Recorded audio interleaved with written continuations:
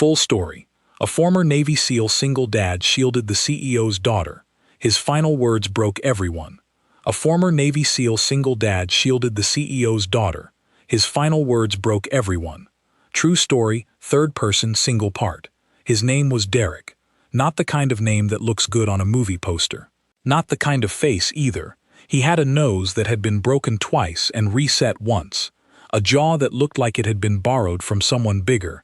And eyes that had the tired look of a man who had stopped sleeping through the night sometime around his second deployment and never quite started again. He was 42 years old. He had a daughter named Priya. She was 8. She called him Top because she had heard a soldier call him that on an old video once, and she thought it was the funniest thing, and she had never stopped. Top. Like the toy. He did not mind. Part 1. The life he built around 745. Here is something people do not understand about men like Derek. They do not choose quiet because they are soft. They choose it because they have seen what the other thing costs. They have done the math in places where the math comes out in body bags, and they have decided, very deliberately, very quietly, that they are done being good at that. Derek left the Navy at 38. 4 months later, he was working private security for a firm in the city. Not glamorous work. Mostly standing near people who were scared of things that would probably never happen, making sure that probably stayed a probably. The job paid well. The hours were manageable. He was home by dinner 3 nights a week, and on the nights he wasn't, he called Priya at exactly 7:45, and she read to him. That was the arrangement. His sister lived 20 minutes away. She took Priya on the nights Derek worked late. Priya did not love this arrangement. She let Derek know this every single time, in a voice that had been practicing disappointed since she was 4 years old. "Top," she would say. "You said Tuesday." "I know. It is Tuesday." "I know, sweetheart." "So why are you on the phone and not at the table?" He never had a great answer for that. She never accepted the bad ones. He loved her completely, in the helpless, bewildered way of single fathers who realize at some point that they are raising a person who is smarter than them and have no idea when that happened. Her mother had left when Priya was 3. Not dramatically, not with a fight or a reason that made a good story. She just found a life she wanted more than the one she had, and she went to it. Derek did not blame her exactly. He understood wanting things. He had spent a decade wanting to come home alive. He came home. She did not stay. That was the whole of it, and he did not talk about it, and Priya did not ask, and the photo on the mantel was of just the two of them, him and Priya at the beach, her on his shoulders, her arms out like she was about to take off. That was enough. That was the whole world, actually. He built everything around keeping it intact. Part 2. The Voss family. The call came on a Thursday. His firm needed their best man on a protection detail. The client was Raymond Voss, 54, biotech, the kind of money that stops being about comfort and starts being about control. He had received 3 threats in 4 months. 2 via email, 1 delivered to his home address in a handwritten envelope, which was somehow worse. The FBI was involved. Local police were aware. His own security team had been vetted and cleared.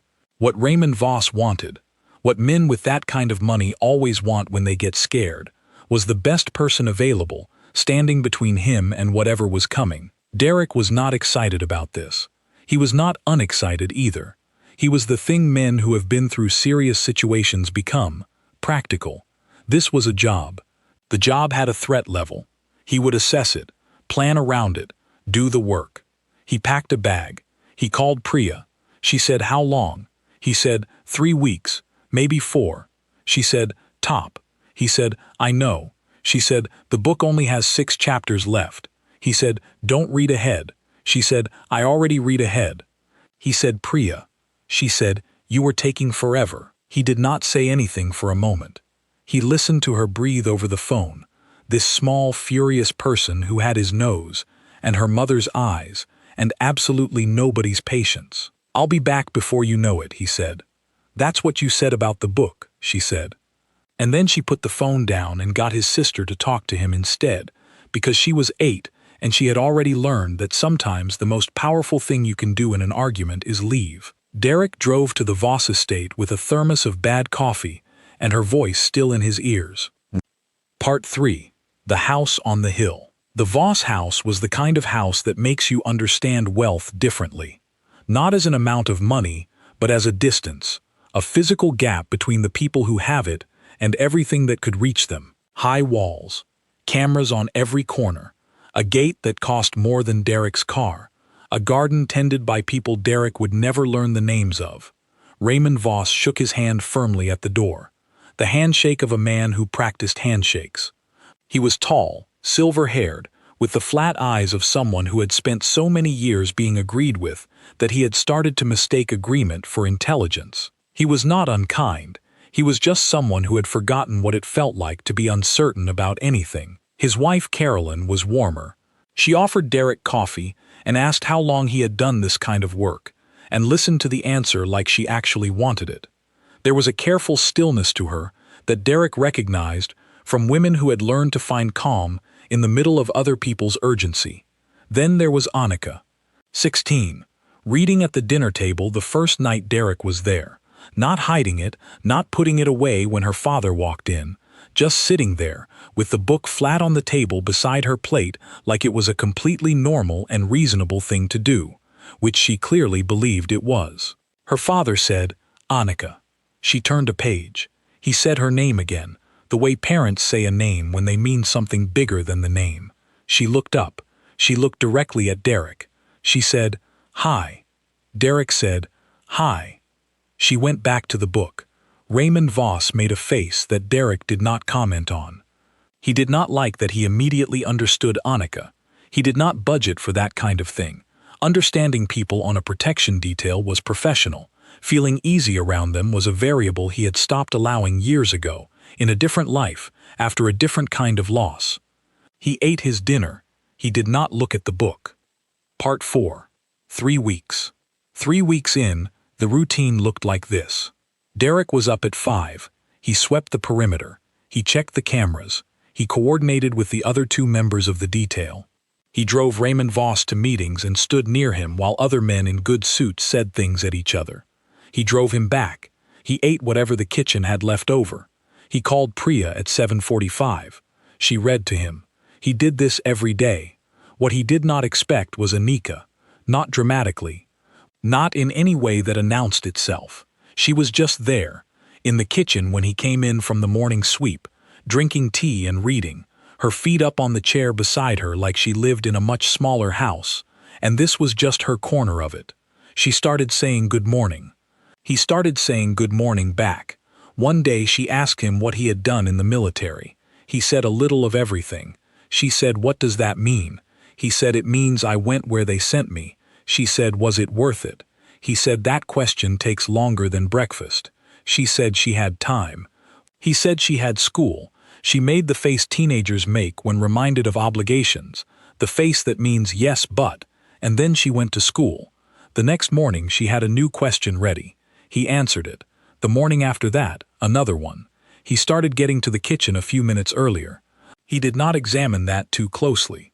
On the 14th day, Annika told him that she and her father had not had a real conversation since she was 12. She said this the same way she said everything, not looking for reaction, just setting it down in the room like a fact that had been sitting too long without air. She said Raymond Voss talked at people. She said she had stopped talking back because it saved time. She said she thought he loved her the way people love a thing they own, completely, without understanding it at all. Derek did not know what to say to that. He thought about Priya. He thought about what it would feel like to have Priya look at him the way Annika looked at her father. That particular flatness that isn't hate, is worse than hate, is just the absence of expecting anything. He said, "He's scared." Annika said, "Of what?" Derek said, "Of you growing up into someone he doesn't know how to talk to." She was quiet for a moment. Then she said, "That ship has sailed, Derek." He almost laughed. He did not. He thought about that conversation for the rest of the day. Part 5. The change in the detail. On the 18th day, Raymond Voss received a phone call and accepted a last-minute invitation to a charity gala at a hotel across the city. 48 hours notice. Different venue. Different crowd. A completely different security environment from the one Derek had spent 3 weeks building in his head. He spent 12 hours rebuilding it. He walked the hotel. He mapped the exits. He spoke to the event coordinators and the hotel's own security team and the 2 police officers who had been assigned. He identified the positions that worried him. He built the detail around Raymond Voss specifically, where he would stand, where Derek would stand, the angles that mattered. He was thorough. He was always thorough. It was the only thing deployment had given him that he was glad to keep.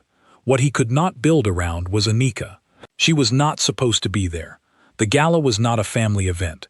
The protocol was clear. Carolyn would stay home, Anika would stay home, and Raymond Voss would attend with the detail and return within 3 hours. What actually happened was that Anika asked her father to take her. She said she wanted to see it. She said she never got to go anywhere. She said she was 16, not 6. Raymond Voss, who had spent the better part of a year trying to find his way back into a conversation with his daughter, said yes. He called Derek 20 minutes before they left.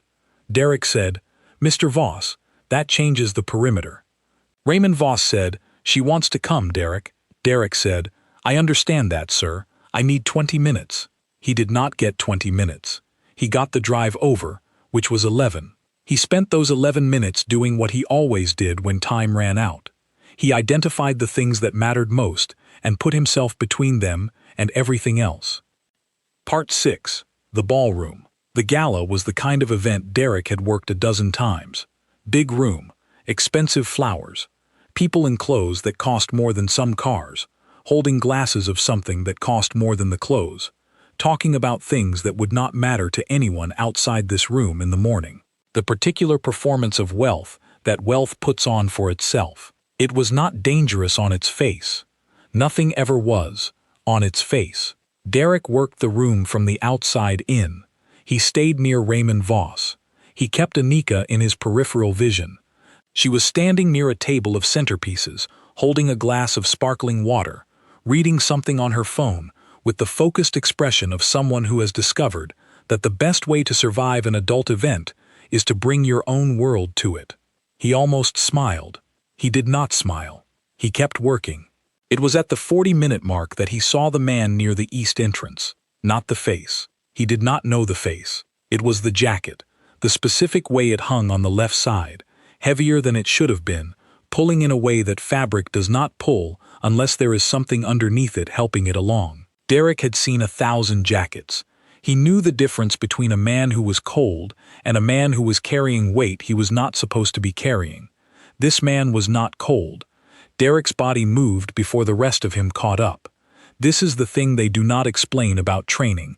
It does not make you faster exactly. It makes the gap between seeing and moving very small. Small enough that by the time the man in the jacket had raised his arm, Derek was already not where he had been. He was where Anika was.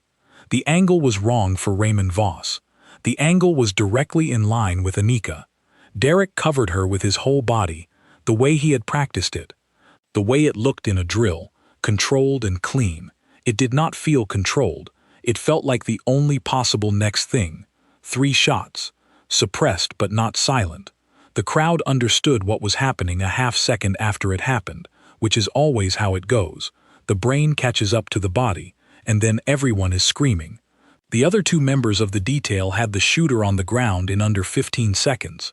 Derek was on the floor, the left side, below the armor. He knew where immediately. He pressed his hand there. He looked up at the ceiling. The ceiling of this ballroom was very high and very ornate, the kind of ceiling that a lot of people had spent a long time making beautiful, which felt like a strange thing to be looking at right now. He was thinking about Priya. He was thinking about 745. Part 7. On the floor. Anika was not hurt. She was kneeling beside him.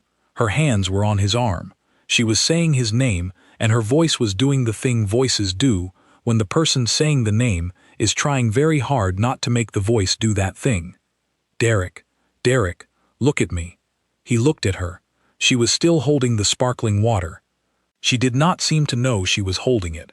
It was the most Anika thing he had ever seen, and he almost said so. He said, "Your dress." She said, "What?" He said, "There's something on your dress." She looked down. She looked back up at him. "Derek, I don't care about the dress. It looked nice," he said. She said, "Derek, stop." He stopped. He breathed. Each breath was doing something it had not been doing before, something complicated. He was aware of the floor being hard and the noise in the room being very loud and then slowly getting far away, the way sounds go when your body starts making decisions without asking. He said, "I need someone to call my daughter." Anika said, "We're calling for help right now. You need to." "She doesn't like not knowing where I am," Derek said. "She gets worried." "She doesn't say she gets worried. She gets mad instead. But it's the same thing. She's been doing it since she was 5. He paused. He breathed. "Tell her I'm sorry about 7:45, he said. "She'll know what that means." The paramedics arrived. Things became fast, and then loud, and then strangely quiet. Anika did not let go of his arm until they made her. Part 8. The hospital. Raymond Voss sat in a hospital hallway in a suit that the evening had ruined. He sat in one of the plastic chairs that hospitals provide, specifically so that the people waiting in them understand that waiting here is a serious business and comfort is not on offer. He was a man who had not sat in a plastic chair in a long time. He sat in it for 6 hours. Derek's sister brought Priya at just after 9 o'clock. Priya was in her pajamas, the ones with the small yellow stars, and she had a book in her lap, the one she had been reading to Derek on the phone. She had a look on her face that was not sadness exactly, and was not anger exactly, and was both of those things standing very close together, waiting to see which one got there first. Raymond Voss looked at this 8-year-old girl sitting in a plastic hospital chair with a book in her lap, and he felt something move in him that he did not have a name for immediately. It was a feeling like recognizing a language you thought you had forgotten, something familiar and slightly shameful, the way forgotten things sometimes are. Anika sat beside Priya without being asked. She did not say anything for a long time. Eventually Priya said, "Are you a friend of Top's?" Anika said, "Yes." Priya said, "He talks about you." Anika said, "He talks about you more." Priya said, "I know," in the tone of someone who has always known. She opened the book. She read. Part 9. What he said. Derek was conscious for portions of the night. In and out. The kind of consciousness that is not exactly peaceful but is also no longer in a hurry. At some point, it was late. The hospital was quieter. Raymond Voss was allowed to stand in the doorway. He was not sure why he went in. He was not sure Derek would know he was there. Derek knew he was there. He turned his head toward the door. He looked at Raymond Voss for a moment. Raymond Voss was a man who had spent his entire adult life knowing exactly what to say in every room he walked into. He stood in this doorway and had nothing. Derek said, "She reads during meals." Raymond Voss did not say anything. "Don't make her stop," Derek said.